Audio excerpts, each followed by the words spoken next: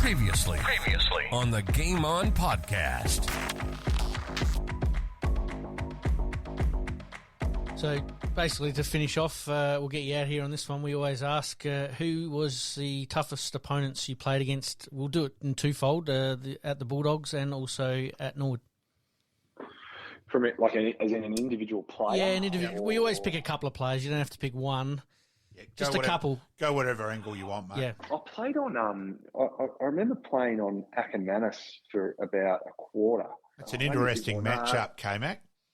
About a half, and I sort of yeah, it is. And I thought I had him. I'm like, far out. He's not a whole lot quicker than me. I've got him overhead. I think I'm like, he's kind of playing him for 10 minutes. And you kind of go to a couple of contests. And you're like, no, I think I'm all right here.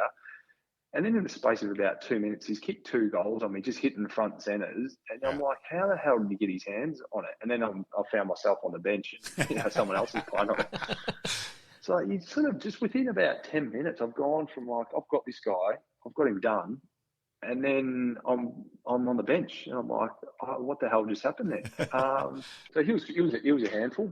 I played on I managed to have moments where I was on like Nathan Buckley for a bit. I was on James Hird for a quarter. I played on Pavlich for a half. Yep. Against Freo, he was pretty good. Yes. Handy. Yeah, he was handy. So I was it was more just I was really privileged to have played on those guys, really. And I don't think anyone really got away from me all that much, other than that you sort of feel like, oh God, if this guy gets reasonable delivery here, or if I was playing up forward and they were playing on me, I'm like, I can't even get the ball here. So I played on Adam Goods actually for a half of footy too. I forgot about that. So there's a lot of good players that you sort of find yourself rolling around against in the AFL, and they sort of could all do something like ridiculously well. Like Pavlich was just incredibly strong. Like you'd sort of be with him, but he was too strong, and Ackermanis was a bit too clever, and Adam Goods could just keep running. So they sort of all seem to have a bit of an ability to do something really at a special level. Sportscast SA presents Game On. Game On. South Australians' destination for everything sports. Local, national, and international sports. AFL football, soccer, basketball, golf, baseball, tennis, cricket, and any other sports played in this wide world. And we're going to have a blast doing it. So sit back, relax, and let's do this thing. Welcome to Game On.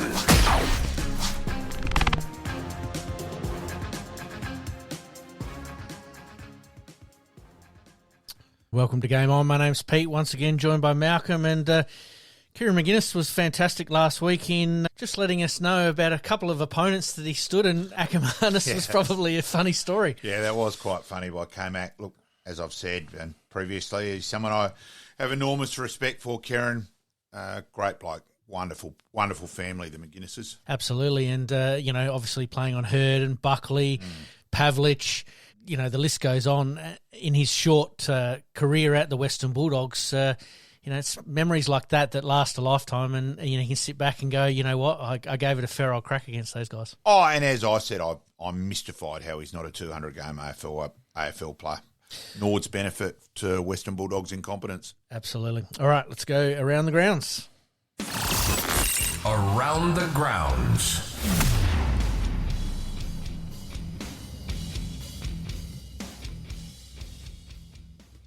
They're playing around with it, and Lucy Austin, oh my goodness. Oh my goodness.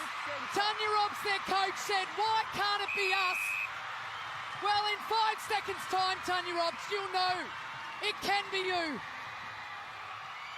Well, the siren goes. The drought is over. It's a decade in the waiting, and the Adelaide Thunderbirds are going to take the trophy back home to South Australia. You little beauty. Fantastic call there too. Full compliment and respect for the emotion, and it was genuine. And yeah, a fantastic result for the Thunderbirds, and great result for netball and South Australia in general. Absolutely. And, you think about, obviously, Adelaide's form for the last 10 years. They have been a bit scratchy. The last 2 or 3 years of, I think the statistic going around was 2 from 28, which is, not the nicest looking stat going around. And you're right. How important was it that why not us? And they won a major semi-final, obviously, over in Sydney. They then have to come over to Melbourne, which is a neutral venue, but still, again, playing away from home. To bring it away, I think it's a very special achievement. Oh, and what a great final series. Both Adelaide games going overtime, draw overtime, and the prelim final was 1 goal as well. So, look, a fantastic advertisement for netball. And netball is a serious sport. It's a fantastic sport to watch. It is so quick. It's dynamic, it's isn't athletic. Interestingly enough, doing a camp today, and it is a netball and footy camp, talking to the ladies taking the netball and just trying to get at what will this hopefully develop in terms of netball-wise. So we just got to wait and see. So obviously the baseball wait 43 years to win the Claxton Shield. The Thunderbirds waiting 10 years, obviously, to win their premiership. Do we sort of see Port Adelaide maybe making that premiership run? There's no need to try and disadvantage the state, Pete. Come on. No, we've got to be fair and equitable. But look, these things sort of come in threes, don't they? I mean, you have a look what happened. The one thing about Port is, as much as I don't barrack for Port, but geez, they're playing some good footy. They're playing some brilliant footy. Rosie's goal last Saturday night. That's one of the greatest goals of all time. Right. Like Rosie Butters, Horn Francis, they're pretty good to watch. We might cover that one a little bit later, but the other benefit for not only Netball South Australia and the Thunderbirds winning it, they get to host the grand final next year as well. So, again, Peter Malcom has done a great job in securing another major sporting event for South Australia. Yeah, I'm just a bit disappointed with Mally. I thought he could have got that out about 10 minutes earlier than what he did. No, that's okay. As always, Mally delivered. Absolutely, and you're right. It'll be interesting to see what the ramifications are for netball in South Australia, obviously moving their home games to the entertainment centre. So everything's trending in the right direction, and once again, congratulations to the Thunderbirds. And we will try and get someone on it. Maybe a past player, might be Nat Vonberto. We'll just work on that for this week. Absolutely, and obviously the Thunderbirds are looking to go back to back next year. Would be fantastic. Because Nat and Laura did go over as well, so first-hand knowledge. Yeah. All right, we'll get into the remainder of Around the Grounds today. We're going to talk a little bit of cricket, the AFL talk, trade talk already. The AFL obviously rounds SANFL Wimbledon, but we'll start off with cricket, mate. The third test. What happened? Will say when England, so it was a fluctuating game. So they're on top. Then Marsh head partnership. Marsh, incredible, comes back in, was just smashing him. If he got through that last over for tea, who knows what Australia would have ended up with. But then we collapsed, lose 6 for 23. So we've only made 263. But then we've got England 7 for 140, and we did this ridiculous bouncer crap again, removing the LBW and bowled from the equation. Yep. First ball after lunch, Wood set up like almost a baseballer on the back foot. And I'm thinking, Stark, just pitch it up here. And he's, you've just got to pitch this up. Mm-hmm.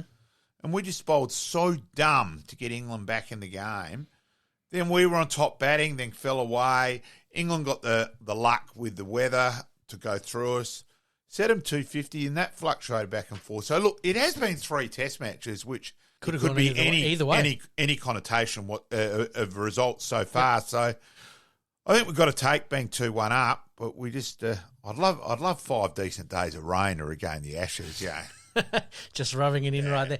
Obviously, Australia's first innings of retain the Ashes. Sorry, first innings of 263. England's reply of 237. Australia 224, and obviously England at 254.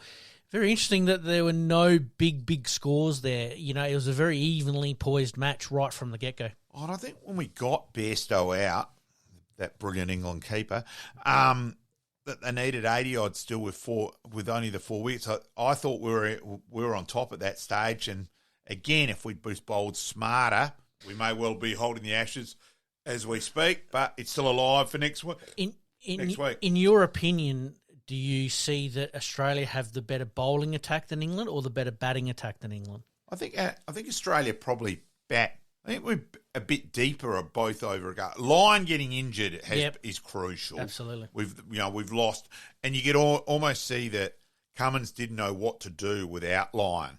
That it's so used to Lyon blocks that end, we block, then we try and blast through it the other. Yep. All of a sudden, not having that, he seemed a bit lost.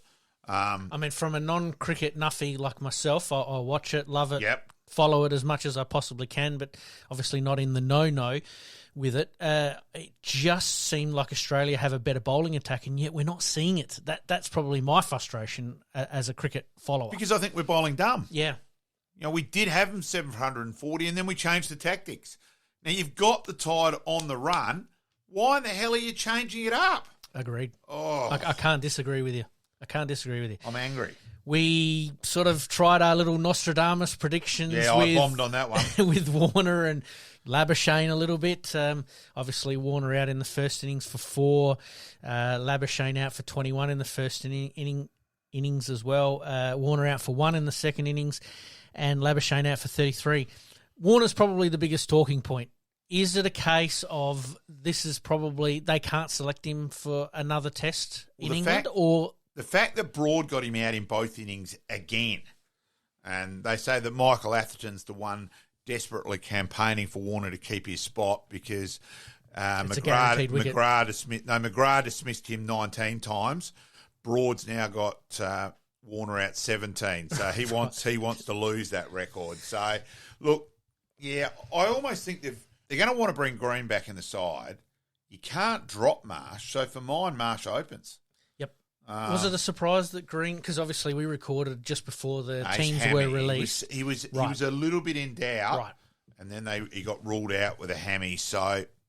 I still think he'll come back in. And interesting, there were 3 changes for both teams in the third test. Are we expecting the same again in the second test? Fourth test? No. Well, there's 8 days apart. Yeah. Where those tests were back to back, and it's hard. I think they're worried about Hazelwood's body standing up. Boland's been a bit disappointing. I think we thought England conditions and the Duke ball would suit him more than what it has. Yep. I don't think he was bowled brilliantly at the right times in this test match either. Mm-hmm. So his spot's obviously in doubt. You'd expect Hazelwood will probably come back in for him. Yep. But whether they keep Murphy, if he's not going to bowl Murphy, there's no point in picking him. Yes. Do they therefore go for the extra batting and play Nessa as well? Yep. Is in the equation. So we just got to wait and see what they do. Does that mean Head will get given the ball to spin a little bit and maybe Smith potentially? Yeah, potentially. Just as a pinch hitting? Yeah, look. Considering he only bowled 9 odd overs, it would have been better off to have played Nessa. Yep. So, you made mention of Mitch Marsh, which was probably, for me, again, not the cricket nuffer here, being selected in that third test and obviously comes out with 118 off of 118 balls. He just smashed them. 17 fours and 4 sixes, which is not really what you think of when it comes to test match cricket, but it is becoming more vogue these days. It is, and also that is his game. He has batted that way in Shield games. Those of us who actually follow Shield cricket weren't overly surprised by that. Yep. Now, he did get dropped to sitter on 12, so that would have changed the game. We would have been 5 for 80 and that then. Mm-hmm. So you just don't know. But then if he got through to tee and come out to be able to tee off again straight after tee, who knows? We could have ended up 350 on the first day or even more. Could have changed the complexion of the game. Absolutely. Yeah. Obviously, Australia moving on into the fourth test. What are we expecting? Just quickly, are we expecting much of the same? I think their team is really up in the air. I don't think they know what to do, whether to drop Warner or not. Green's missed 1 game with a hammy. Do they rule him out for 2? Yep. That's probably up in the air, whether Murphy plays or not. So there's a lot of things to be decided. So what's your 3 most pressing issues that you would look at changing? First one, bowling, or first one, batting? Well, I think Warner's spot is the one. So that's 1, yep. 1, and then the makeup. Yep. Pat, are you going to bowl Murphy? If you haven't got enough confidence in him, there's no point playing him. Do we therefore strengthen it with Nessa? So that's 2, and then 3? I think it's Boland Hazelwood. So I think it's the bowling is still the one so there. bowling's probably the one that we've got to keep an eye on the most as to whether they want to do some radical changing or not. And Harris is the other opener who's still in the squad. I've kept finding it amusing how no one's mentioning him. They're mentioning Renshaw. Renshaw's not in the squad, so therefore Harris is going to get picked before Renshaw, folks, whether they play him. So there's lots of potential thing, whether England bring back Anderson at his home ground, whether they bring back or they go for more pace and bring back Josh Tongue to bowl with Wood. Yep. So, yeah. There's a lot of potential. So there's a lot of permutations that could actually... It's unusual to have this many potential permutations. Especially with how settled the test team has been for quite some time as far as a core 6 or 7 and the occasional 1 or 2 might come in. But 3 changes... Yeah, you got to look at it again and go, well, are we bowling horses for courses, so to speak? Are we playing to those conditions with those players? And its test matches so close together. Absolutely. And of course, the women's Ashes continues tonight. And I was just about to mention that. Yeah. We'll move on to the women's. Obviously, losing 2020 by Duckworth-Lewis system. Obviously, we've got a one-day international tonight. Yes, starts at 9:30. We're obviously recording just before that happens. Yep. What are we expecting from the Australian team there? I think the Australian side's a better one-day side than 2020. I think we are missing Meg Lamming. There's no doubt about that. Yep. But a one-dayer, hopefully Perry or Mooney. Go on with it a bit. Healy, whatever. Hopefully someone makes a ton. Yep. So we wait and see tonight. This Ashes, the way they set it up, it's going to make it interesting. Is up for grabs, which for mine would be a bit ridiculous since Australia won the Test match if they end up losing a series. But that's their system. So. Yep, and it's an interesting system that who knows might end up being the norm in years to come. But again, there are a lot of traditionalists who want to keep it the way it is, and that's fine too. And want more Test cricket. That's exactly right. So the women's game is quite a unique format, and we watch it with interest. And hopefully, by the time we report back this time next week, we're smiling from one side of it, from the women's, and we're hopefully with the men's as well. Yep. We'll see how we go. All right, mate. We move on to Wimbledon. Some huge games at Wimbledon last week, but really at the end of the day, we're starting to get down to the business end of the Wimbledon tournament. We talked about Alcaraz and Djokovic obviously being some favourites along the way. I suppose the big one is Eubanks from the US, taking out Tsitsipas in his last match or last round, 4th round, in 5 sets. But really, at the end of the day, you've got the next generation coming. You've got Alcaraz, obviously, there, Hurkacz, Rune, Berrettini. These are the guys that are going to be holding up the sport after, obviously, the Nadal, Djokovic, and Federer. I'd love to see Sinner win. What a great name. Yannick Sinner. Yeah, go Yannick Sinner. Absolutely. Obviously, Dimitrov, Tsitsipas, Medvedev, all obviously very, very handy players in their own right. Look, at the end of the day, you've got to probably say it's either Alcaraz or Djokovic at this stage of the tournament. Oh, and they're forced to have a bet. There's no doubt whatsoever it's Djokovic, you know. Well, an interesting statistic came out before the start of Wimbledon itself saying that he's actually won more games at Wimbledon than the next 10 guys behind him, ranked behind him. It's incredible. It's just crazy, isn't it? Yeah. All right, and we move on to the women's side of things. We had a bit of an upset the other night with Sabalenka defeating Swiatek. Swiatek. So, yes, Svitolina defeating Swiatek and Vondarusa defeating Pegula. And then, obviously, the other matches that were leading into the quarterfinal, as we said. Geez, Ash Barty could have kept playing, make it far easier for us to announce the names, that's for sure. It would be a hell of a lot easier, that's for sure. So, so it's going to be interesting to see how that plays out. I suppose the big one is Svitolina had a little bubs back in October last year and has come back, obviously, to win through to another semi-final at Wimbledon, which is her best result, and hopefully going one further into a final. All right, we'll report back on that one next week. Definitely. We'll take a quick break. We'll be back in a second.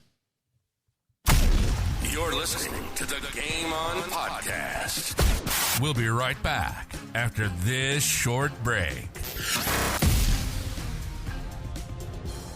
We get back into our wheelhouse with the AFL. Round 17 has been completed.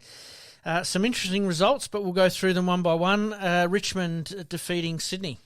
Yeah, just finished off a little bit more polished. Of course, the controversy of Nankervis with Lloyd, Sydney losing Lloyd when they were 3 goals up. I'm very much a person who's in favour of the send-off, always have been. Yes. For mine, that's just a blatant send-off personally. I can't see why there can't be a person up in a bunker. That's an obvious one, and only for an obvious one. Nothing remotely where you could dispute. That's just a blatant one, like DeGoey's was earlier in the year. Off you go. That's how I feel. You stole my question from me right there, Apologies. but that's okay. No problem. I was going to ask you about the send-off rule. Obviously, when it comes to the concussion side of that send-off rule, the medicos that are there are AFL independent as far as we understand. So. Yeah. Obviously, once that medico has obviously said, nah, that's it, he's definitely concussed, needs to stay off for the rest of the game. You're right. It's interesting how one team can be penalised and another team can't be, and obviously adding a card. I think it's a crazy sport that the team which is inflicted on the night isn't penalised in terms of Richmond were the side who broke the rules on the night, but they're not penalised on the night. Mm-hmm. Where Sydney have been punished for one of their players being belted off the ball. I think the system's wrong. I've always said that. Yeah, fair call. I think the example that I've seen during the week or floating around on social media was that hypothetically, if Collingwood make a grand final and somebody targets Josh Dacos within the first 10 minutes of the game, he's out of the game and the other team wins, there's no benefit or no ramifications at the time for it. Yep. So, yeah, very interesting, and we'll watch that one with interest. And obviously, after the Sydney game, John Longmire was the man who brought up about the card situation, and I think it's quite justified. Yep. Collingwood defeating Western Bulldogs. Yeah, Bulldogs were at three goals up early. I was out wheelchair footy, and then on the way home, obviously listening and following that, got home and just got on top. Bit more polished movement of the ball. Did what they needed to do. And finished over. Totally agree. Yeah. Totally agree. Collingwood are always going to be a tough ask for the Bulldogs, but, pretty good game and entertaining towards the end. I think the Bulldogs got a couple of, not cheapies at the end, but they certainly got a few at the end that Collingwood were, well and truly put the cue in the rack a little bit. Yeah, they weren't ever in risk in that last quarter. Totally agree. Brisbane Lions defeating West Coast. Yeah. Next question. No worries. Obviously, Joey Danaher and Cameron. And Hipwood. None of their forwards took West Coast apart, which was was probably the surprise out of it. Gunston came back. He seemed to sort of find his rhythm a little bit. Yeah, possibly. Again, look, I rate Gunston highly, but a lot of people have said he's been useless. I think they're not recognising the off-the-ball work and the structure he provides. Yep. Look, if he's got his body in better nick over that time off, it could be he could turn out to be pretty important. We'll just wait and see. Do we see Brisbane? I mean, obviously, I know we're playing the West Coast, who are struggling a bit at the moment, but does that sort of set them up for that final run of 4 or 5 games coming home? Possibly. I'm still thinking there's a Collingwood Port gap personally, but we won't see. Giants defeating Hawthorn, but really only just 13 points. Yeah, and Hawthorn had a chance, missed a shot, which would have made it 1 point the difference with 4 minutes to go. Was that the snap around the corner from memory? It might have been. Yep. Yeah. So, that could have gone either way. Melbourne defeating St Kilda. Yeah, St Kilda are a little unlucky with the injuries to losing King, Cordy before quarter time. So you're pretty and Ross before quarter time. You're pretty unlucky to lose 3 players like that. And King, obviously, their main forward. So they did well to hang in there.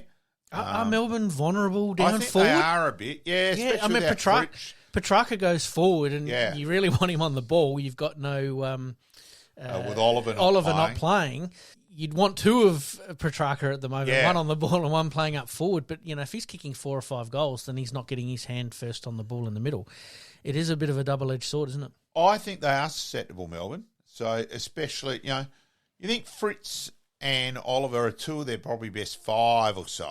Fritz is their main forward. So, and that certainly wasn't overly convincing. So we'll wait and see. All right, we'll give our Port Adelaide fans a little bit of love. Port Adelaide defeating the Suns, and pretty impressive considering Gold Coast jumped them.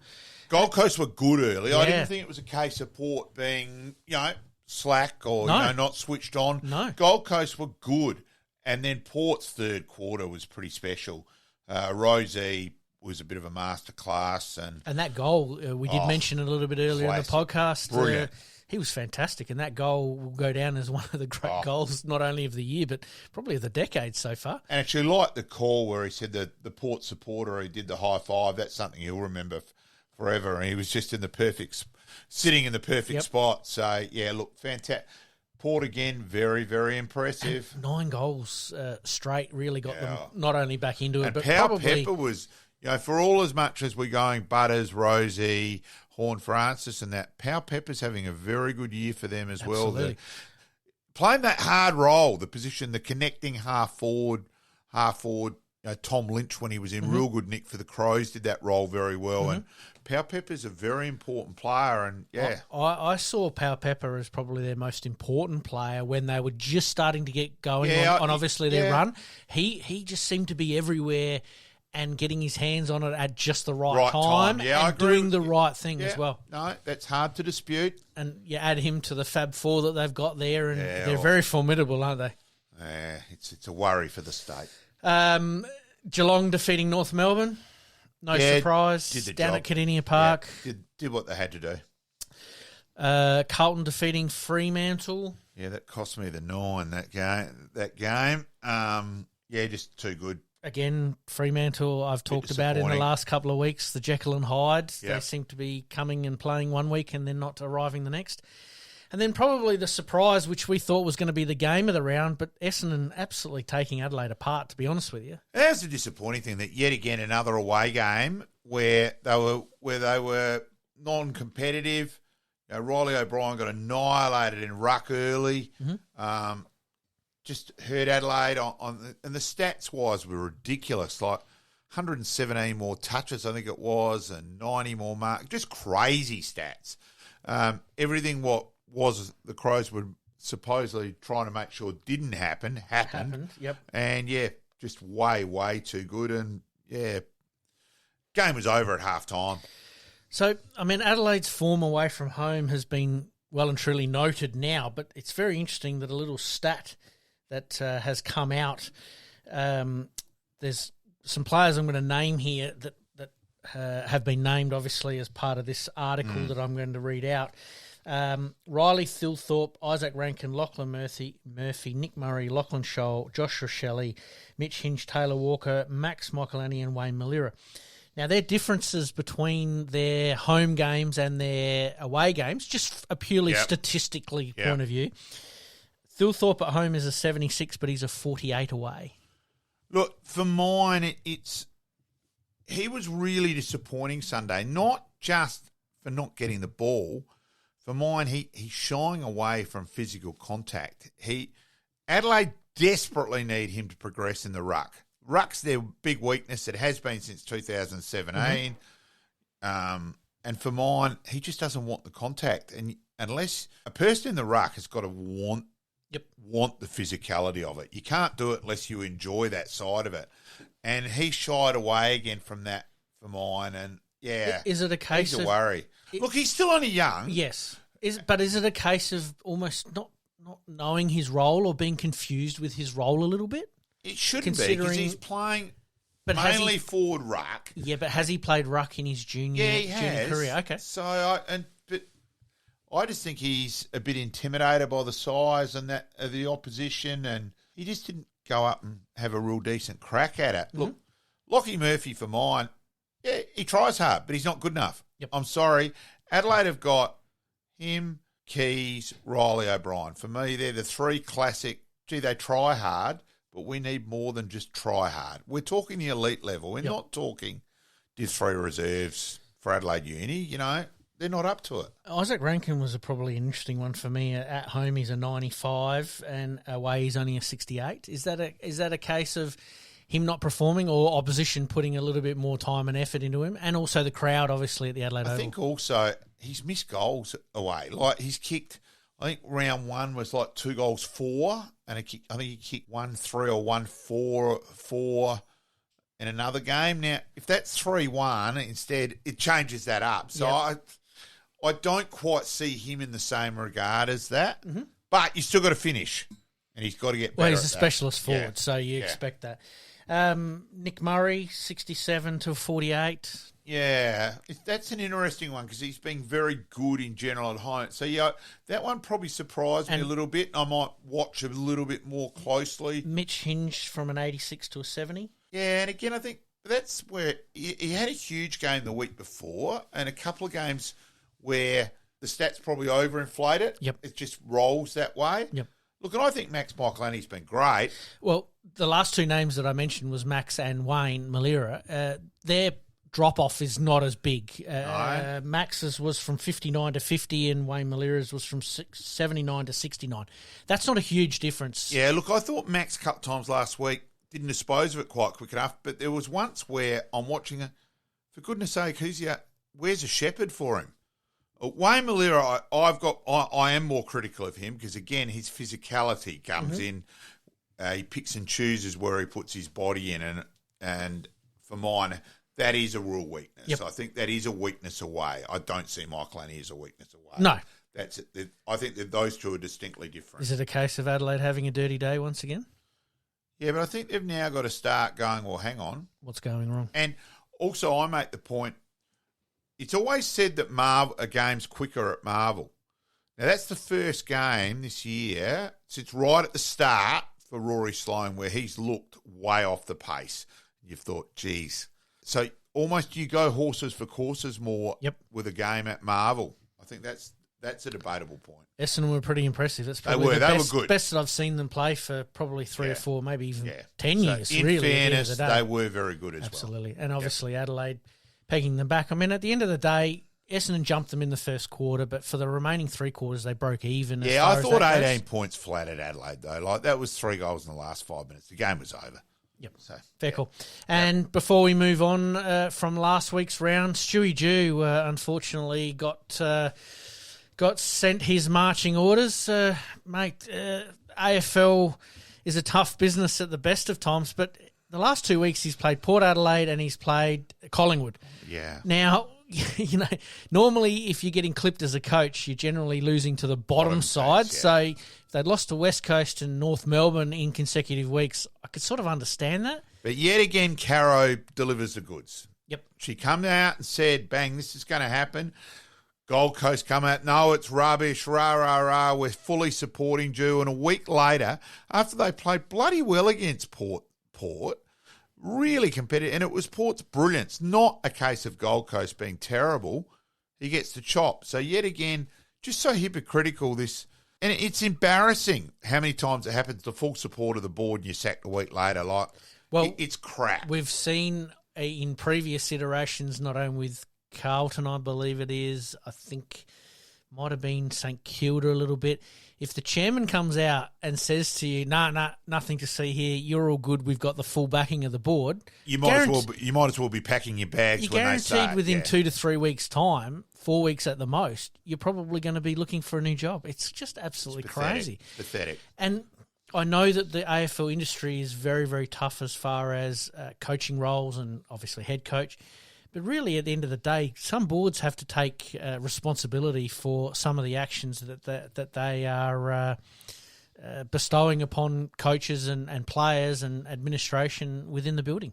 And you still wonder too, you know, it's looking like Hardwick, and it looks like. Let's also forget that the AFL own Gold Coast, so. Yes. So while we're clipping Gold Coast here, you wonder what's happening behind the scenes. You lead me to my next point, the conspiracy theories that are going around in that Gold Coast sort of knew what was going to happen a little bit. Hardwick was basically done with Richmond as far as, like, I'm burnt out, which is fair enough. I can totally understand that part of it. Very interesting that he departed obviously mid-year, but like he said, once I knew, I knew. Yeah. Then you look at the timeline of when this all sort of comes about, that Damien Hardwick goes away. The immediate reaction of him resigning from Richmond was that he's going to be at Gold Coast. He obviously goes overseas. He comes back over here. He then disappears at the time when Dew is ceremoniously dumped. It's very smelly. It's very suspicious, smelly. We wait and see. And like you said, the AFL own Gold Coast, which means that they've got a return on investment that they're looking for. You wonder. It is the best case scenario for Gold Coast and the AFL, but it's not the best look that's going around. And having seen their three youngsters, Walter in particular, who now comes in the equation, they're their three academy selections who they will pick up, and two of those at least will play round one next year. Yep. It's a plum coaching role to get. Oh, Gold Coast were on their knees a little bit. Obviously, they've got Stewie Dew with unders when it comes to paying him. Now, all of a sudden, that they look like they might be going somewhere, they've then gone, see you later. We're going to get the bright and shiny new coach that's won 3 premierships. Yeah, you're right. The timeline doesn't quite sit well with me. Let's wait and see, but at the moment, it's very suspicious. Talking about coaching merry-go-round, we've got Ken Hinkley that's obviously on the list. There is some talk of Scott from Geelong, potentially. The ex-Adelaide coach, Pike, Don Pike. Where does that leave everybody in the scheme of things? I think we just got to wait and see. Look, I'd still be amazed if Hinkley's not at Port next year, but yeah, wait and see. Interesting times ahead, and we'll keep an eye on that. And the debate will continue to grow while Hinkley's not signed at Port Adelaide. That's probably the big one.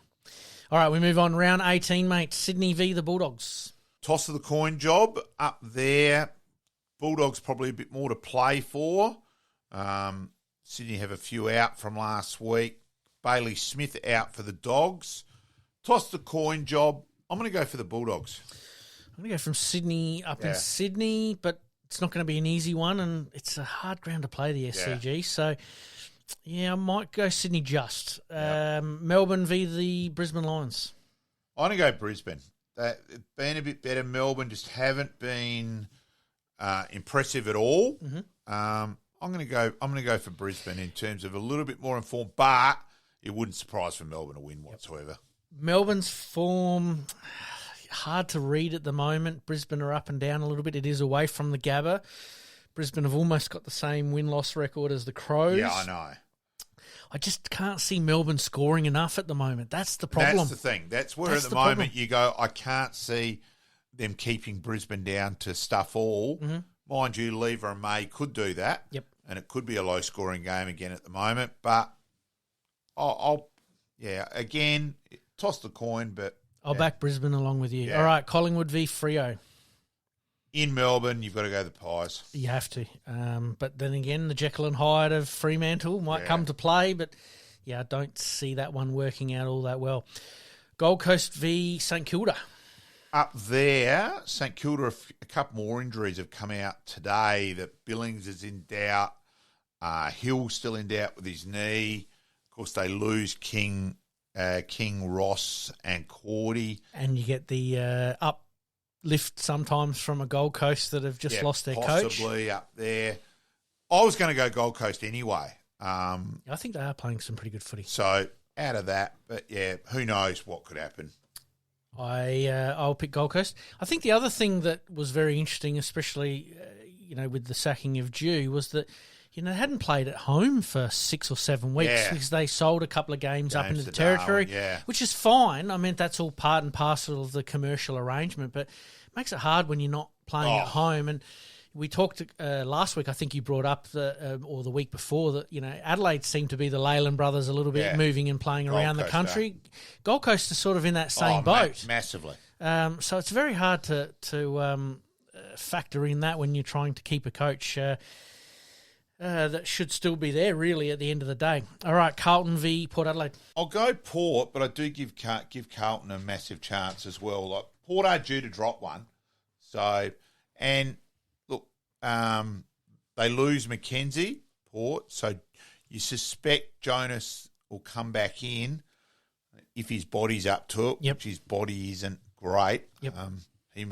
I actually moved up the stairs quicker than he did after Norwood played Port a couple of weeks ago, so I think that was a big worry for Tommy. So hopefully he does come back in and perform. But, yeah. Are Port likely to go with a little bit more of a youth policy, considering that seems to be part of their mid-season early season change, in that they did start to bring a couple of those young ones in to I'm not sure give if them there's that spark? Not sure if there is another young key defender. We'll wait and see. Yeah.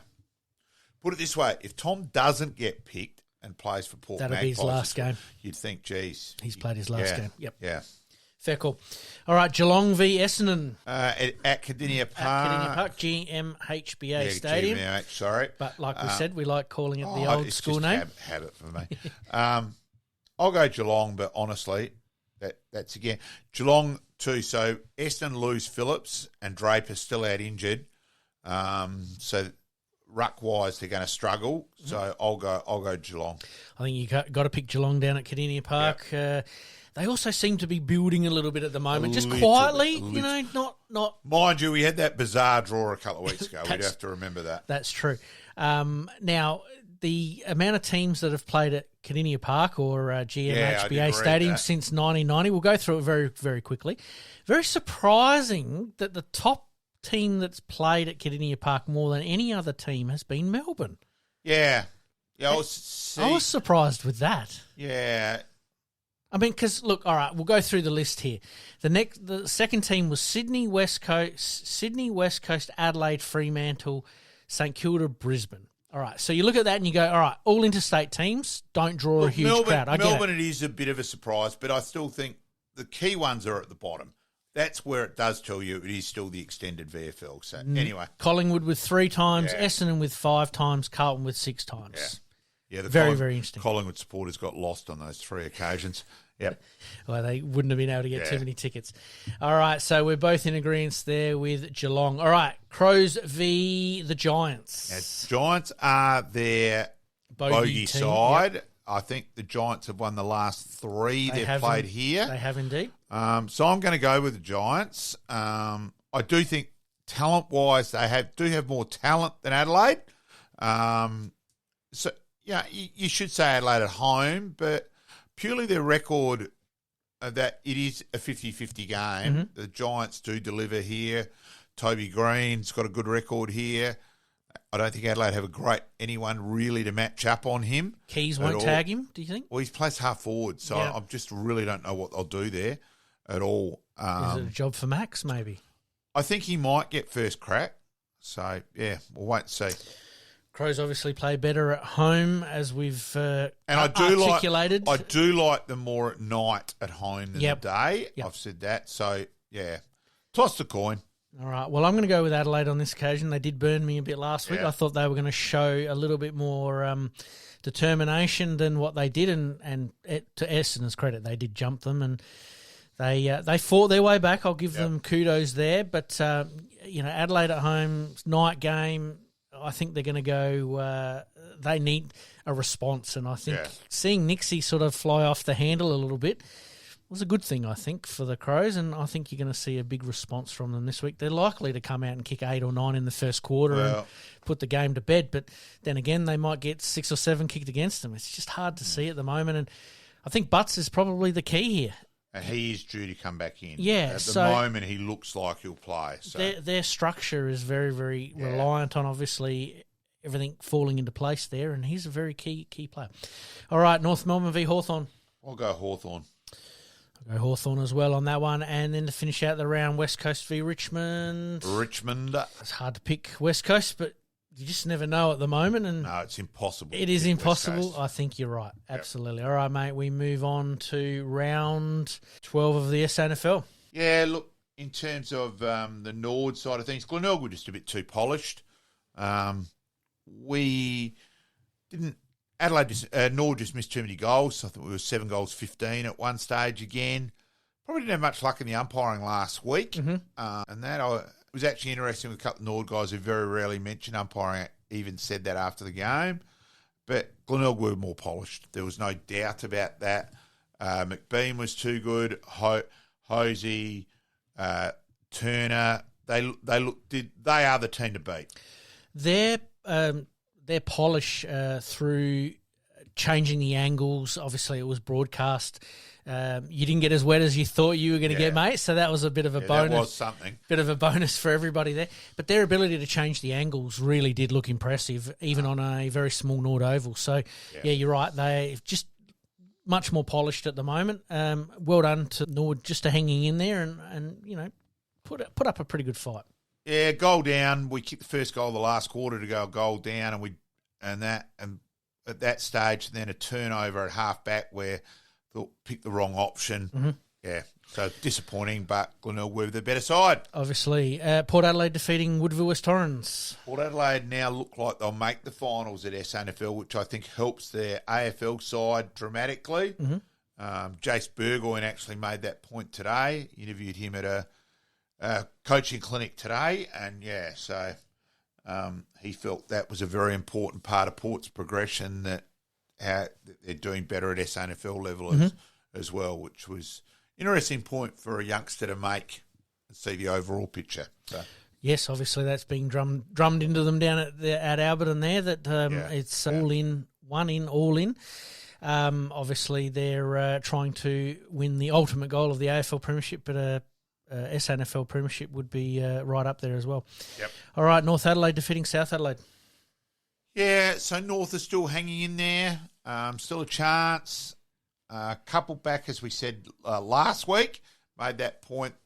They're probably stabilising a bit. And, the Cockadoodle-Doos are still definitely well and truly in it. Waiting for a little bit of drier weather by the looks of it, potentially. Sturt defeating West Adelaide. Yeah, close game too. A little bit similar to they played in the last round, where Sturt just got up in the last few minutes by a goal as well. Low scoring game. Mm-hmm. I dare say Richmond was pretty boggy. Hisense Stadium was pretty boggy. Yep. So Yep. A bit like Only Oval the week before. Very, very interesting. And then Adelaide taking on Central Districts up at Nuriopta Oval. Great for the country. And Adelaide blew them out of the water, really. They won pretty easy. They did indeed.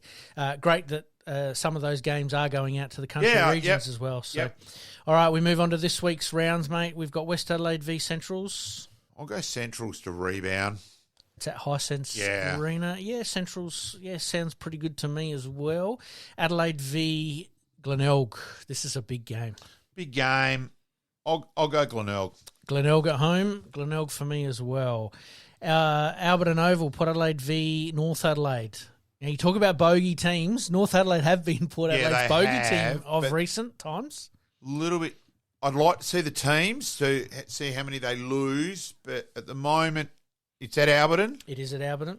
So they have home games where Adelaide don't. I still find that amusing and hypocritical. I'll go Port. Port Adelaide for me as well. Sturt v the Panthers. Sturt for me at Wigan Oval or Unley Oval. Yep. And the Eagles v Nord. Big game. Toss of the coin job. Look, it is at Woodville, but I'll go Nord in that one. Gamble responsibly of actually, and we say that to everybody who's thinking about having a bit of a punt, they're actually $1.72 v 2.05. So the punters are sort of backing Nord to potentially get that game against the Eagles. Yeah, it's always an interesting one, that, because Woodville West Torrens, I know a mate who did on that over the years was well in front on Westies, because hardly anyone ever backed Westies, so their odds were always thing. And I suspect a little bit the same there with Woodville West Torrens. So, as we said, gamble responsibly on that one, and we'll keep a bit of an eye out and report back next week on those games. And to finish off this little patch of segments around the grounds, mate, we took a bit of AFL trade talk. We'll talk Adelaide first.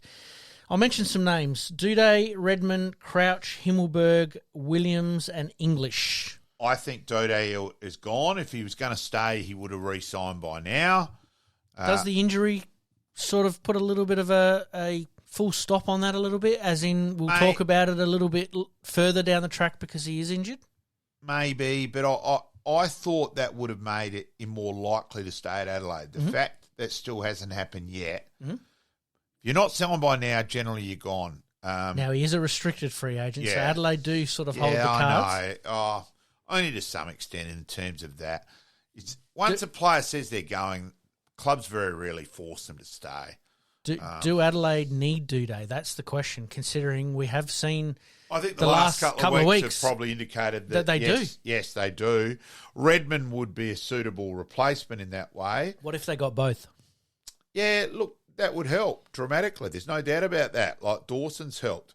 But, I find your next game really interesting because don't worry, Adelaide threw him around last year and didn't get any takers. So I can't see... Matty Crouch we're talking about here? Yeah, I can't see him on an AFL list next year. I think he'll be back in Melbourne playing local footy in Melbourne. So let's wait and see on that one. Interesting call. Yeah. Himmelberg. Now, I didn't put an initial in front of this, but the Himmelberg from GWS coming to the Crows. We'll talk about that combination first, and then we'll talk about the other way around. I think Himmelberg, Harry Himmelberg is in demand. Yes. Lots of clubs after him. Yep.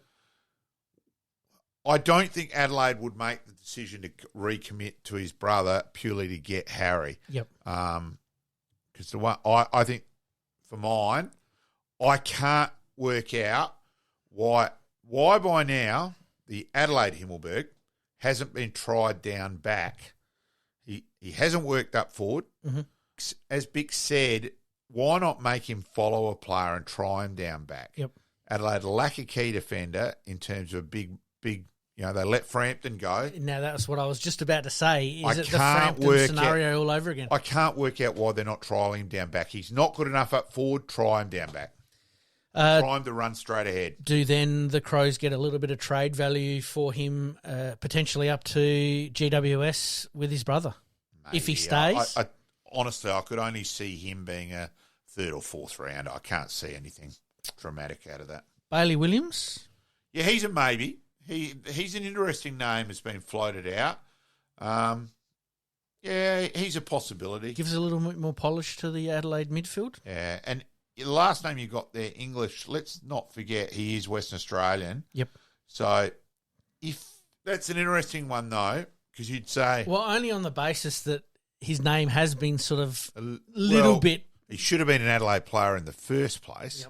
Yep. Thanks, Tom Pike. And we could do a whole episode on that if we needed to. Yeah. Out of that, with English, even as a West Australian, you could say, well, surely you wouldn't want to go to West Coast because he's not going to play any finals the rest of his career if he made that call. Mm-hmm.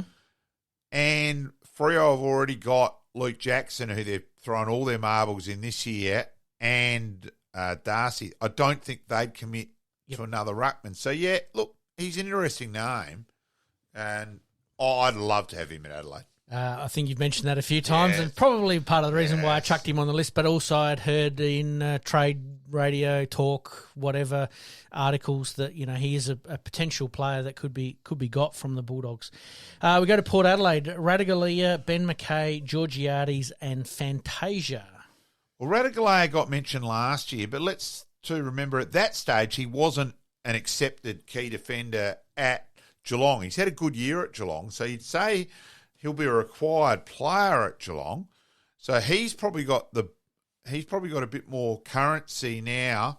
So it'll be interesting to see whether Port make him the big money offer to try and get him away.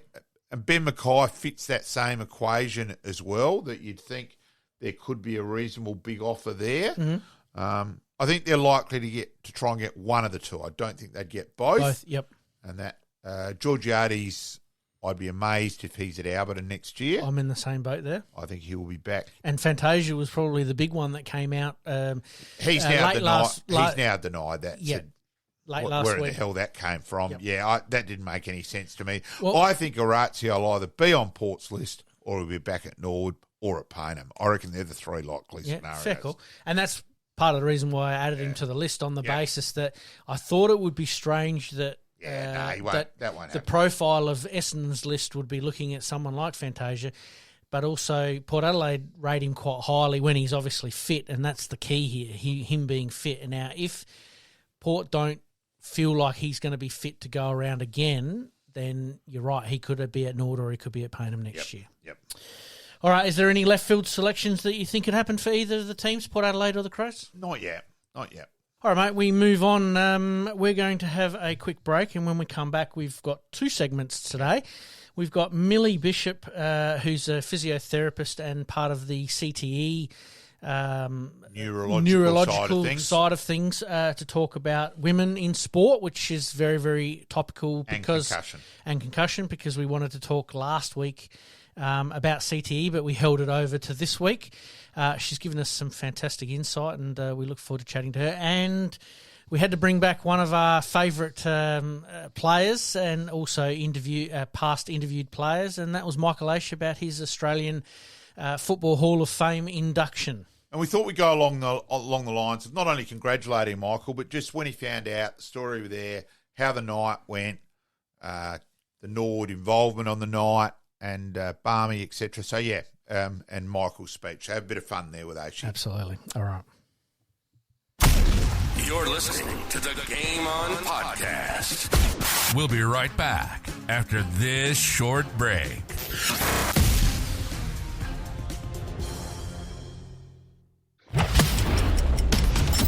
5 good minutes in the clubhouse.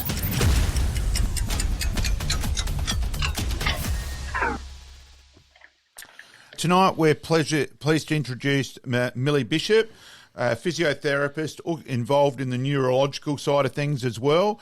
Thought it was important as a follow-up on the concussion side of things, the CT, the developments on females more likely to get concussion, and hand over more to an expert than us mere bystanders. So welcome aboard, Millie. Thanks, guys. Thanks for having me on tonight. Thanks for joining us, Millie. We wanted to talk, obviously, that it was a pretty topical subject with the untimely passing of Heather Anderson and her donation to the Australian Sports Brain Bank. And obviously, you're an expert in this area, and we thought it was important to pick your brain on what's going on in that field of work at the moment.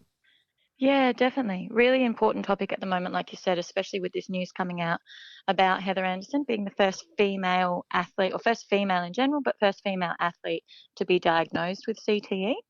And I suppose taking a step back before that, I suppose what we're looking at is concussion as a whole and how this is affecting females differently to males. Yep. Really important topic at the moment, especially with females being a lot more involved in this contact sport, which is really exciting. But it also warrants sort of further investigation into how this affects females differently and why it affects females differently. And I suppose what we can do in terms of preventative measures and then also management strategies and that rehab and looking at that return to play and how we manage that appropriately. So we're trying to lessen the risk of CTE, I suppose, and the impact that has on an individual's life. And how are we trying to do that, Millie? What are the thoughts in that package, effectively? Yeah. So I suppose what we're looking at is CTE being defined. It's a degenerative brain disease, and the issue that we have with it is at the moment the only way to diagnose it is an autopsy post-mortem. So after someone's died is the only way we can tell that they have it, and it's when we find these deposits of protein sort of within the brain.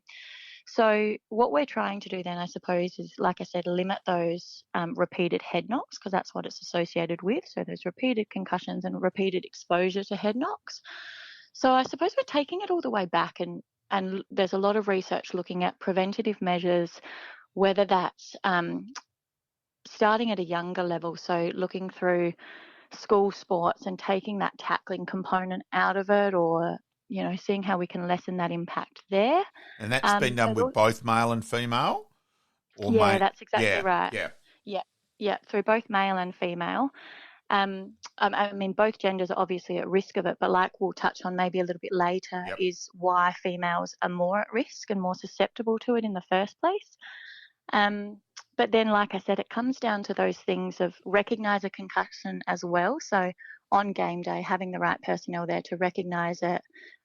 Obviously, we do at that higher level, but thinking down to things like local level sports as well, I suppose, where we have the right personnel there, recognise it, getting players off of this and managing it appropriately in terms of the diagnosis, the right steps for resting and recovering, and then an active rehab and returning to sport at the right time as well. And how do you think that's developing? Will it develop in, like the AFL's protocol at the moment is, the 12 to 14 days.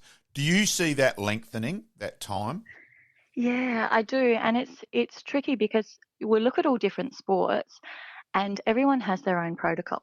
So everyone's got a different sort of time frame that they're working within, which I think we'll have to get to a point where, and I don't know how far away it is, but we'll have to get to a point where it's recognised sort of the same across the board. But that comes with, more research, and that's really what we need at the moment. It's a really tricky area that's under research at the moment, but obviously such a big issue. Yeah. And these things do take time, obviously. So, I do see it. It's time with compiling all the data and that side of things that you can. It's a tick box area, but it sort of has to be, doesn't it? Really. That's exactly right. It does. And like I said, these things do take time to do the research well, and to look at it across, like we said, things like CTE. The difficulty of that is, we're researching these things over people's lifetimes, So it is a time-consuming thing, but obviously a really important thing. Yeah. So we've had obviously some male football players donate their brain to the Sports Brain Bank. How important was it that Heather, as part of her final wishes, that she donated her brain? How does that help you guys when it comes to research and take that next step? Yeah, so important and really special that the family and Heather were willing to do that in terms of research. Like I said, it's something that's not diagnosed until an autopsy is performed. So really that's the only way that we're getting these diagnoses and finding out more about concussions and CTE and the damage, I suppose, that is done with repeated head knocks. So really important in terms of the research moving forwards, and very, very helpful. Do you see that her donation will change the landscape for women's football going into the future, especially in the short term, but obviously in the long term? Yeah, look, it has to. And like you said, we've seen this, a few of these in male athletes, and just the fact that this is the first one in female athletes, and like we're going to touch on too, why females are more susceptible, them being at a greater risk of concussions and then likely a greater risk of CTE, it has to have some impact on how we move forward with female sports female athletes in contact sport. And it's also an education process. Still so much out there. People keep going off, the average person, footy's being made softer, in terms of the sling tackle. And you're trying to go, hang on, folks, with what's happening off the ground in terms of not only litigation, which is obviously a massive issue as well, but the whole health aspect of concussion. It's not that we want footy to become softer with that crap comment. It has the game must change or it's going to die. And people just have still got their heads buried in the sand dramatically in that regard, in my opinion.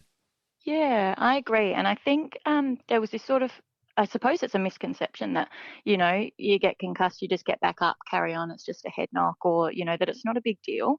But when we're looking at a concussion, it's essentially a mild traumatic brain injury. Yes.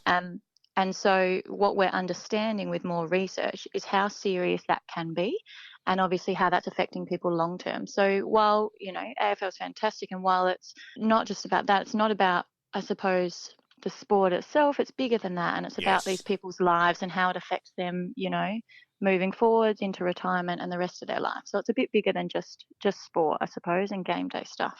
And even just using as an example, Jordan Butts got concussed again from the collision a couple of weeks ago.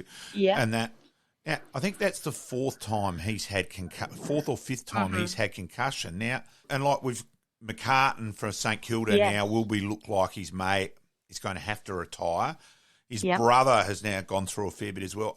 It's still so much learning going out on what's happening out there, as you said, of the overall picture, not just the game. Yeah, and I think they are interesting ones, just in terms of how little it takes to be concussed sometimes too. So sometimes, and how often we're seeing it. I'll watch a footy game and you'll see someone get hit in the head, pretty well every game, and you wonder if that's a concussion or hope that they're being looked at. So, it's the nature of the sport, isn't it, in terms of being a contact sport. But then you look at those ones like Paddy McCartan in that Sydney game and how little of a movement it is and how much it can affect someone. So that's what we're learning too, that with repeated head knocks, so once you've suffered one concussion, the likelihood of suffering another increases. And if we keep repeating that before your brain has had time to heal too, the effects of the concussion on the brain just, can become detrimental. And then you still get the cliche comment, people go, oh, why don't they just wear a helmet? And you go, unfortunately, there's yet to be a helmet developed, which helps with concussion, because the concussion is the brain landing on the ground and the shaking still occurring. So it's not helping whatsoever yet. If there could be a helmet developed, then it would be fantastic. We'd all love that. The NFL wear massively protected hard helmets, and they're still getting this problem. Yeah, but that's one for different footy with being the 360 game. My understanding is the gridiron, a lot of that's worn to stop the cuts and all that, where the footy is just different again. And we'd all love, medically, we'd all love a helmet to be developed. But at the moment, it certainly doesn't look like we're anywhere near anything like that, is my understanding. Yeah, and I think that comes down to the education a little bit too, I think, doesn't it? Of probably the general public watching that and making those sort of comments. But yeah, I suppose what we're thinking about with helmets is they're good in the sense that they're protective of the skull, so protective from sort of skull fractures. Yes. Yeah, but what we know with a concussion is that's actually happening internally at a cellular level. So I heard a good analogy the other day of, imagine a cup full of water and you pop a ping pong ball in it and then bubble wrap around the cup, shake the cup, and the ping pong ball is still moving inside the water. And that's what's happening with our brain inside our skull. You're still getting that movement with the helmets that we've got at the moment. So like you said, unless something else fantastic is invented that can prevent concussions in that sense, helmets aren't quite doing the trick at the moment. And Heather was a proponent of wearing a helmet. Yeah. Yes. And that's probably the thing that stands out the most, is that she's taken some precautionary measures because of that, and it still hasn't helped her like she had hoped. Now, Millie, can you go a bit further now on the bits of females being more susceptible, and just explain that side of things? Certainly. So while there is some research coming into purely female athletes in sport like this and why they are susceptible, there is still a lot that we need to work out. So at the moment, we know that females are about 1.7 times more likely to sustain a concussion than males, but we're not entirely sure why. So some current research does suggest that it's likely because of sort of bone structure, I suppose, females having a shorter and narrower neck. So sometimes that can be associated with less neck strength, and we know neck strength is sort of suggested to be a protective factor against concussions.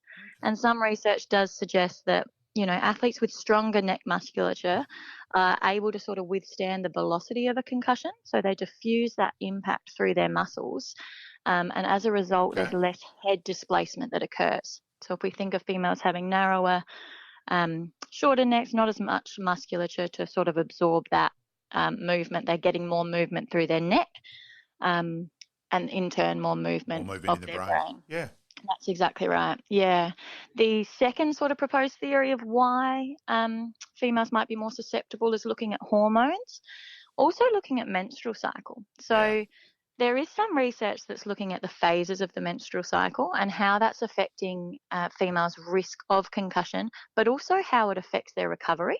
And also of ACLs as well. Yes, that's exactly right. So there was a report by Gallagher in 2018, this one was done, and it does look at the effects of hormonal contraception on outcomes of sports-related concussions. So this is in America, and they're suggesting that females' symptom burden, so after they have a concussion, that's more related or closely associated with the use of hormone contraceptives. So those who were not taking contraceptives had more severe symptoms compared to those who were taking hormone contraceptives. Wow. So big area for, a lot more research to be done in, but definitely worth looking into. The third sort of proposed theory is whether there's underreporting by male athletes. So we know there's actually underreporting across the board. So both females and males underreport. But it appears that females do tend to be a little bit more forthcoming and honest when they're reporting their sports-related concussions.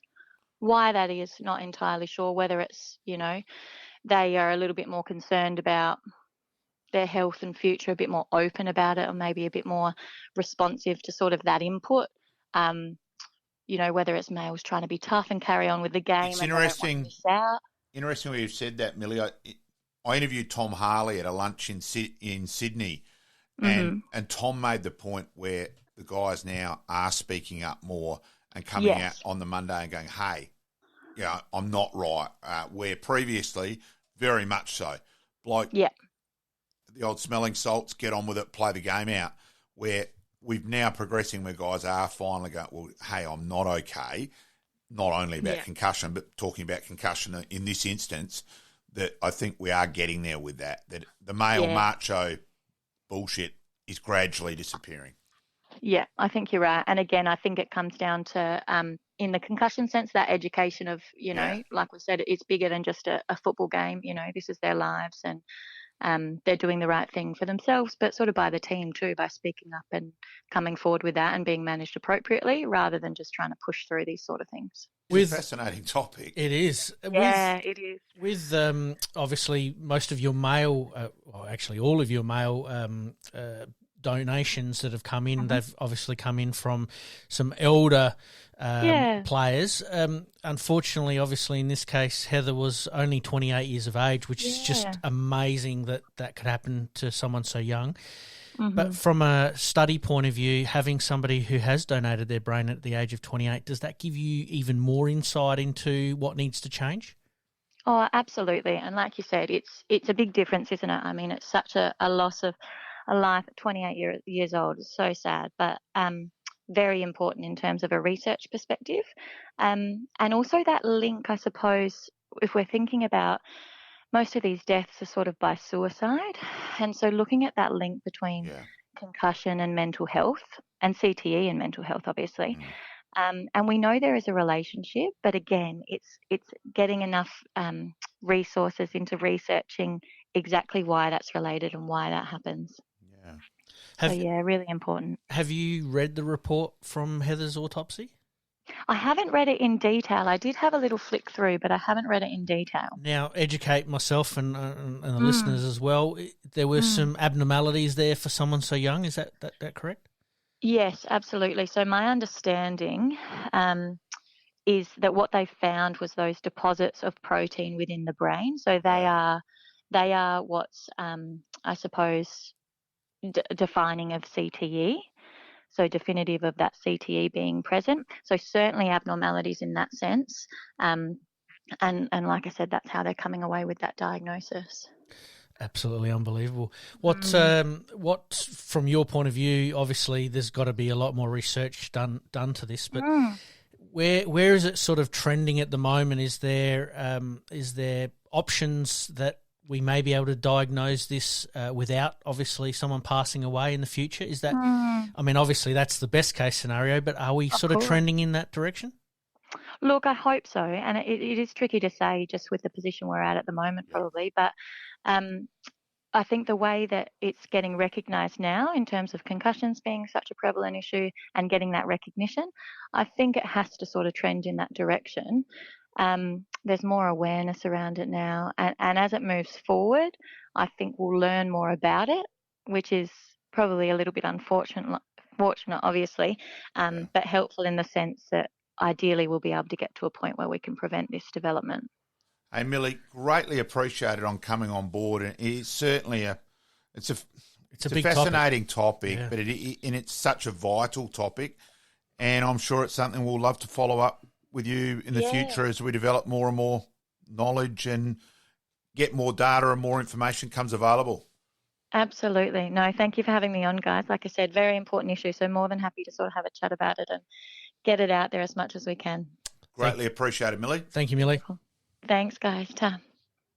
We thank Millie for her time tonight, obviously talking about the CTE side of things. And there's a few interesting parts of that conversation that made me sort of scratch my head and go, wow, I'm interested in how they're going about some of these testing processes. And like we said, unfortunately, with Heather Anderson passing away at such a young age, that they're actually able to get some great insight into such a young player getting this disease versus some of the male players. Look, it was fascinating, but educational was probably my summary of that. Educational for all of us, and a great learning to listen and learn about concussion on both a male and female perspective. Absolutely. We did invite Millie to come back on once, there's a little bit of more data with the CTE and the concussion and obviously players, obviously Sean Tasker. Greatly appreciated with Sean putting me on to Millie, so yeah. Absolutely, and obviously his work with Neuroflex seems to be going global at the moment. Did like his Facebook page with Neuroflex. There seems to be an article every couple of days that they're in a new city, some cases a new country, and working on some of that stuff. So we wish him all the best with that. And Tasker's taking over the world. It's okay, mate. It is. And we'll speak with Millie at some stage again with that. Liking this podcast? Please like, rate, and subscribe.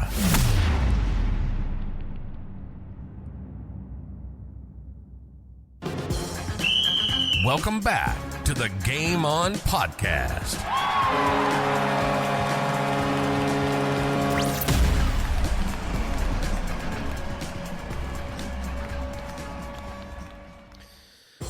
Past players, past legends, past legends.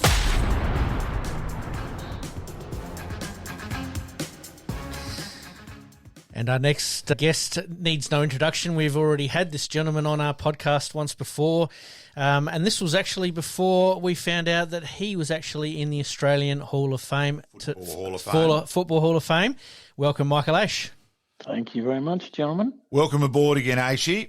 Now, we just thought we'd go through a few things. So, and it is a funny story of how you first found out. Fill the listeners in there with and what you thought was happening at the time, Michael. Well, I was sitting in the office, got a phone call, and thought it was Patrick Keane ringing up about Gather Round, who he had rang me previously, obviously, with James coming over from Freo to play at Norwood and play at the home of football. Yes, yep, yes. So I thought, okay, and then it was Richard Gorder actually ringing, and I excused myself from the office and went into the store, and it was about 20 seconds in, and just all of a sudden it dawned on me that, hang on a minute, they're actually inducting me into the Hall of Fame, and yes, got very, very choked up. I couldn't really speak for probably about 20 seconds, obviously, because my thoughts went straight to my father, and he was good, and he just no, all good. And then, I twigged, and I said, oh, fair, yeah, okay. And then, probably it took.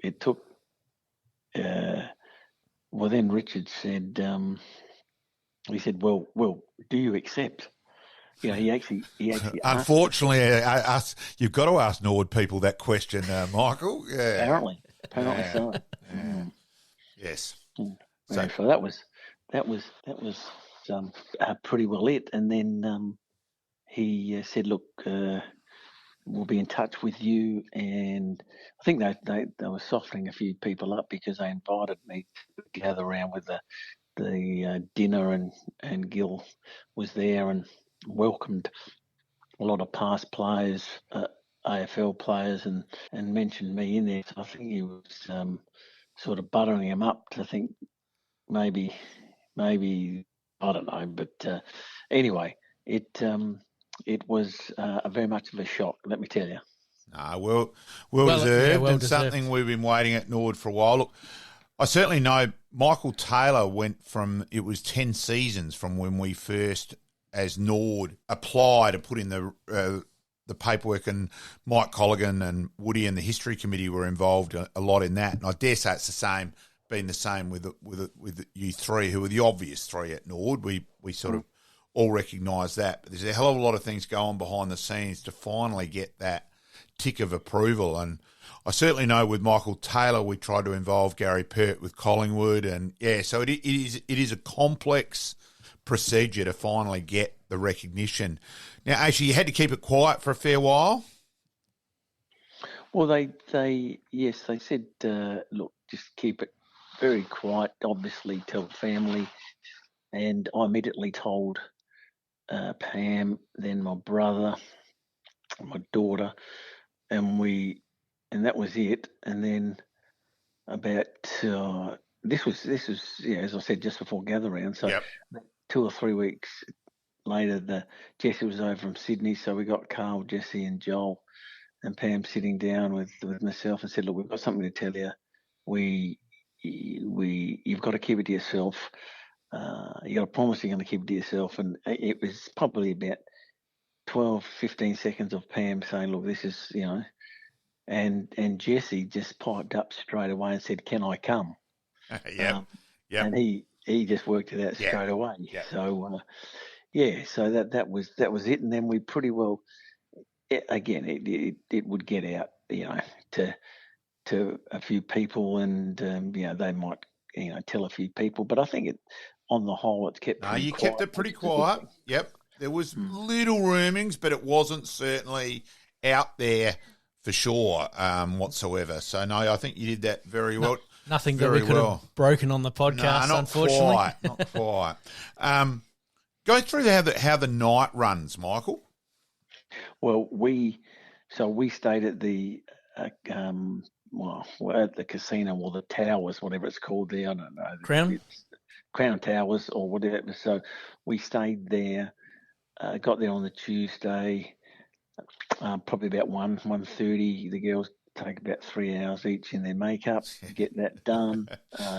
We, the boys and myself, just lounge around, and then, just had a shower, got ready, and then we get up there about 6, and we actually were, as we were getting into the lift to go down, Sam Mitchell was getting into the lift. He was on the same floor with his whole family, so I twitched straight away. Yep.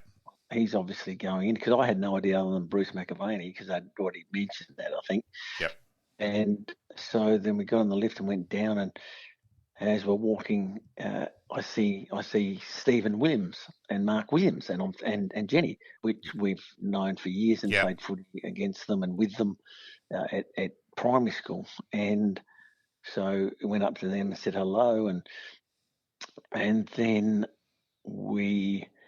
so there's then Enright and Bartel came, and then we were all into Tom Lay's relatives. Tom Lay's relatives, and then we're into a room, take a photo with family, and then we go into just another room for sort of pre-drinks. But then those that are getting in had a photo, a few photos, and then we they go into the night and sit down, and then start as doing little bricks, starting to not panic, but starting to get a little bit nervous about the whole night, because And what number were you up, Aish?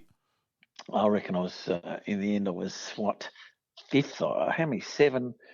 I reckon I was 4th or 5th. Okay. Yep. Yeah. So you had to wait around for a while. Had to wait around for a while, mate. So I had just some quiet waters, and and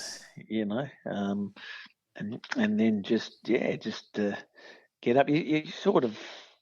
I had the phone call from Jared Wheatley, probably 2 weeks before, just to map out a few questions that he was going to ask, and then I didn't know, how they would go highlights wise, and I didn't realise they were going to have Barmy to speak about them, which was fantastic, and as I sat down, it was just wonderful to see. To my left on the next table was obviously the president, Paul DeLilio Fana, James Fantasia, Neil Baum, his son, I think it is, and Mike Coward, who we all know very well. And played a big part in your career, yep. Yeah. Coached me at Pulteney Grammar for 1 year. I think it was in year 10. And being a Mad Norwood supporter, and of course was a leading journalist, but also, I did the footy replays, I think it is, back there in the The late big 70s replay, and 80s. yep. Yeah. Now, your speech, Aish, obviously with the makeup, they'd made sure Pam had plenty of red in the cheeks because, Now, I thought that was a great line, Aish. I loved it. Well, let me tell you, Malcolm, I think she sees it a little bit differently, but I know sometimes I think, well, maybe my memory hasn't served me correctly, but I was on the money there, I reckon. Big time. No, it was a great line. I thought it was hilarious. Yes. Well, it's actually, you sort of think sometimes if you can get one away early like that, and you get a laugh, it actually settles me, and also maybe not necessarily settles the crowd, but it certainly makes me a bit more at ease if you can sort of get a bit of a gag out. Yeah, and get a bit more acceptance out there. Yeah. Now going through the rest of the night, Joel and Jesse and Paul and Fanta right up in the votes for best and fairest off ground that night, mate. Yeah, we finished. I can't remember what time it was, but we ended up, just mixing when it finished, and was very fortunate to Aish and Glenn Jack up and just say well done, and then a couple of other people. So just having a chat. There was Darren Chandler, obviously the SNFL was there and the like. So just caught up with them and then went downstairs. Now, we dropped out there for a split second. Who was the first people you mentioned there, Aishi? Unfortunately, your line dropped out just there for a sec. It was Glenn Jakovic and Anthony Kudafidi. Yeah, which is a great photo of your Colts with Kuda, mate. Yeah, so we that was great. Had a good chat there, and then ended up going downstairs. And then there was Dipper, he would eat out a few. And I know from 1984, then it was really Dipper and Terry Wallace. Got to meet Terry Wallace and Jason Dunstall, so that was good. But then met Michael Lachlan and Michael Long. Yeah. And just sort of, I just over every moment. So we ended up meeting up just downstairs at different places, and then Fanta, I think probably got the nod ahead of Joel, and Paul and Jesse probably equal on. Unfortunately, your phone connection is not great, Michael. We'll keep going. It certainly looked like Jesse was like a kid in a candy store there with some of the photos. It was great. Yeah, look, they all loved it and wanted to enjoy the night. So, and they certainly did. What was it like, being up on stage or having photos with, Bruce McAvaney and Jimmy Bartell and Sam Mitchell and Mark Williams, and that's just a who's who, isn't it? Well, it was. You kind of think these people that you see, and then Mark was about my era, obviously, and then you've got the others that were younger, but it was, they're just pretty well. Not that I had big chats with James Bartell and Corey, but I had a little bit of a chat to Corey, and they're just all good football people. So, and Bruce obviously commentated from when I was playing, so got to meet him as well, and then just those other guys that I mentioned. They were good to have a chat with. Look, I don't. You meet too many people in the industries or ex-players and that are knobs. Exactly. Most of them are pretty good. Yeah. Was Bruce a little bit toey considering he wasn't the one conducting the interviews? No, I think Bruce is pretty good. Yeah. He's been in the game long enough, and he was, well and truly worthy of being inducted with who he is and what he's done for football. That's for sure. I admit, I reckon when I should have thought more of it when Barmy was all of a sudden over in Adelaide a couple of weeks ago and at Nord on that Thursday night, that I should have twigged more and more there that's what they did there, the filming and that side of it. So, yes. Yeah, well, I don't know when the filming was actually done. I think it was done on that day, I reckon, because Right. it certainly looked like it was inside the rooms at Right, Nord. And okay. Barmy has always spoke brilliantly. Yes. Yes. And Barmy's he's actually looking better, I reckon. When he first lost all that weight, we looked at Barmy and we all kept asking Barmy, stop bullshitting, are you okay? Yes, I'm fine. And now he does. He actually looks fine. And that was great. Your highlights, fantastic. As I said to you last Thursday night, you picked the wrong game, though, to take your best ever mark since we lost the 80 grand final. But that mark in the 80 grand final, how you didn't get cleaned up and all that is as good as KT's mark in the 84 grand final. And it was just, because we lost that game, it doesn't get played as much as what it should. Yeah, well, look, I've said to a few people, not that something like this is going to happen again, but, from here on in, I'm bringing my own highlights. I reckon you could have asked me, myself and Jeff Wilson would have been probably the two who could have produced it there, and Bob Walsh would have been the other one in that regard. I think we might have to put some of those highlights on our Facebook page too. Yeah. Look, Michael, it was obviously well-deserved, overdue as far as the Nord supporters concerned. It was other thing on the night. It was actually great that it was a South Australian night of so much recognition. And, Tom Lay also, I'd always heard the North guys and Nick Haynes talk about saying it's, and all that. He's also a past Nord premiership coach, a dual premiership coach too. So it was good to get effectively a couple of bits of Nord influence. Obviously, he's a North Adelaide person. Don't get me wrong there, people out there. But it was a great South Australian night, with Mark Williams, Bruce, Corey Enright. So it was fantastic.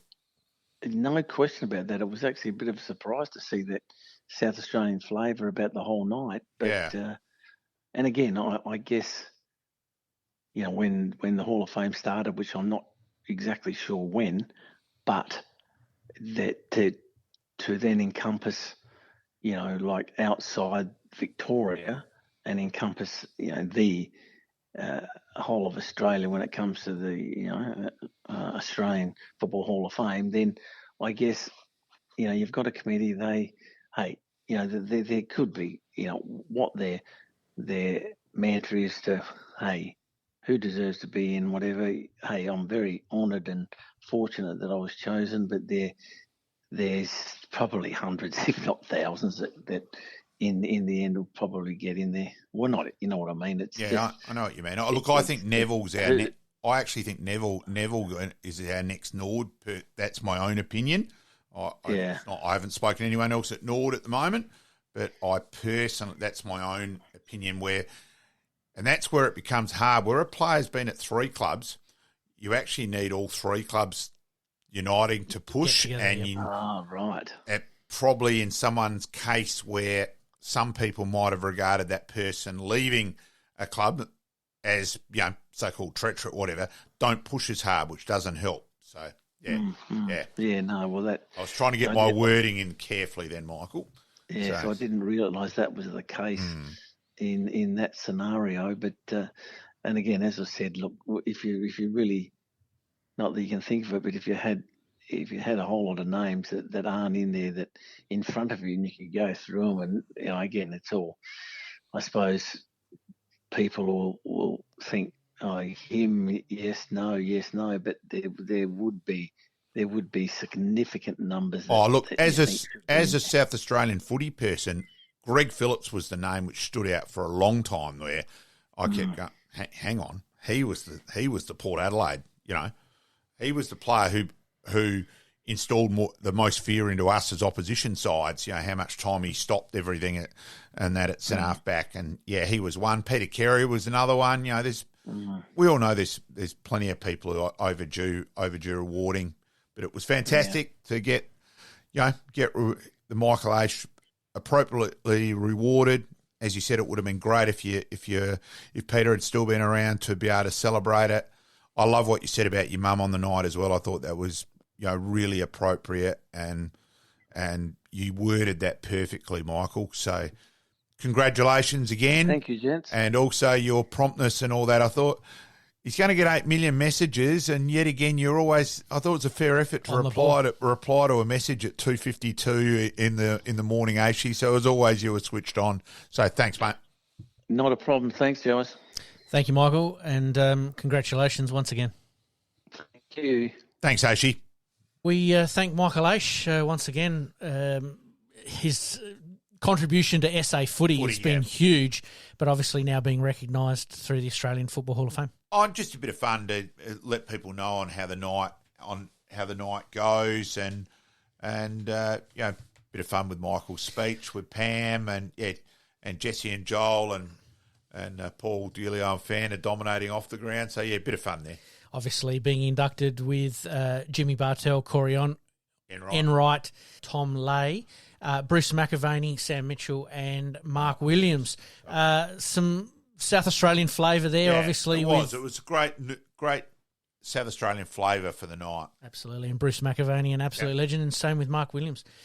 All right, mate, let's move on. Happy days. Happy days.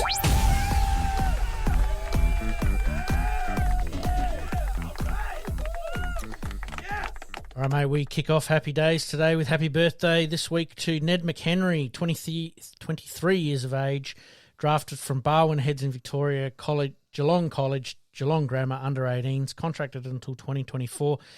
59 games, starved of a little bit of opportunity at times, but one hell of a fisherman as well.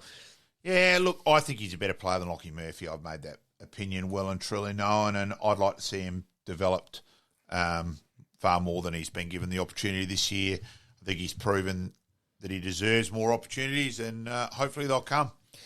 He got his opportunity coming in as the super sub or the tactical sub a couple of weeks ago, and boy, did he light it up. And Adelaide, Collingwood. Adelaide, he nearly got Collingwood. He nearly got the Crows home. Absolutely. It's Collingwood. And the Crows are hoping that he continues that form as well. So happy birthday, Ned McHenry. All right, 2017 women's tennis. Gabrine, I reckon. Gabrine Muguruza of Spain beats Venus Williams 7-5, 6-love for her second Grand Slam title. I'm never going to just fight you with the pronunciation, Pete. Look, great result, but second set's a bit of a interesting one. It's almost like a few tennis players, once they get down, maybe the intestinal fortitude to really fight and make the person earn it evaporates a little bit. And that's Garbine Muguruza.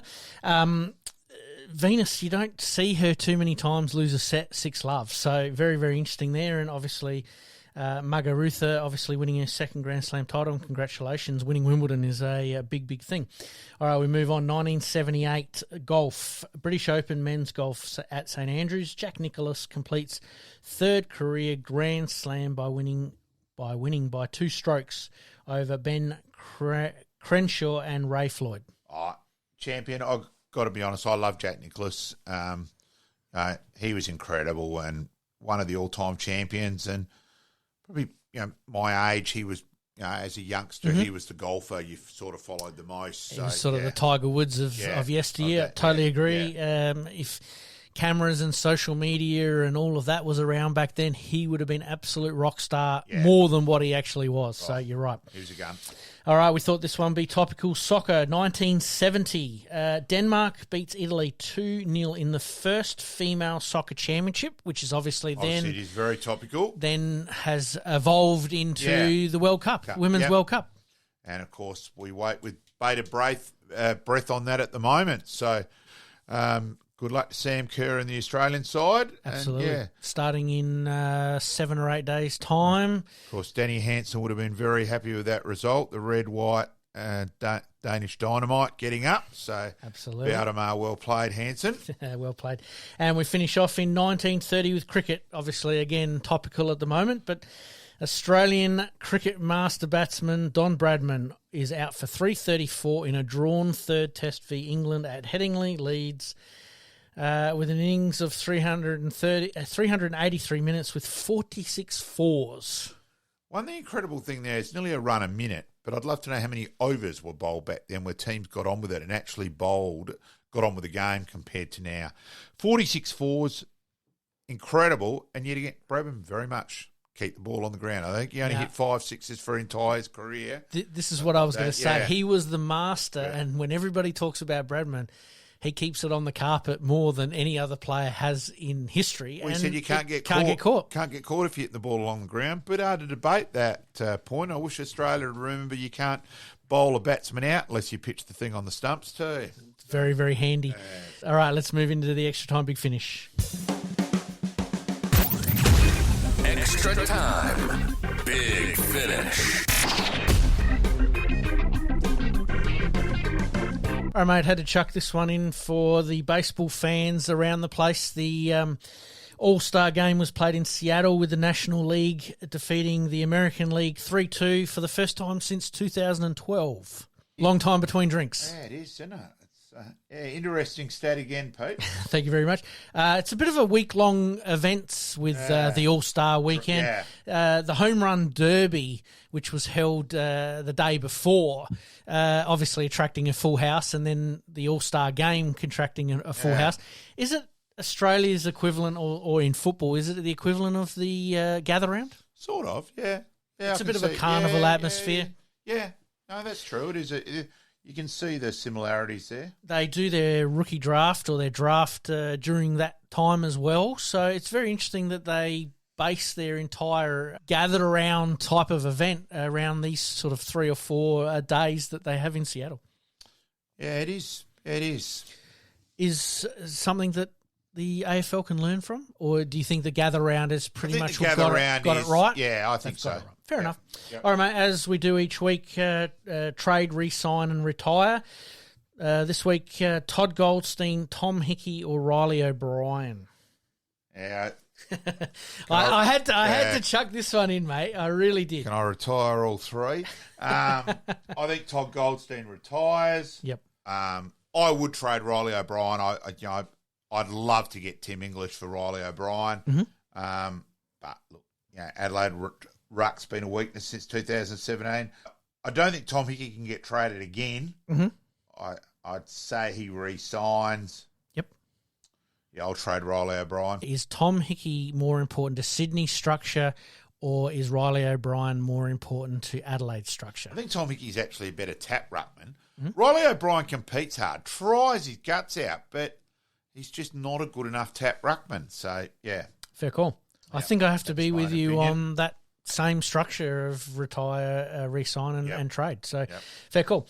NRL, Game 3 of State of Origin doesn't really need to be played, considering that Queensland are 2-0 up. It's still a big event. Yep. I think that's the thing. We've got to remember it's still a mammoth event. It is equivalent of another grand final. It's still always a sellout. Yep. So, yeah, I think it does. Fair call. I'm just thinking along the lines of injuries, but like you said, it is for Australian selection. Yeah. So it is important in that respect. And that's the difference. Yeah.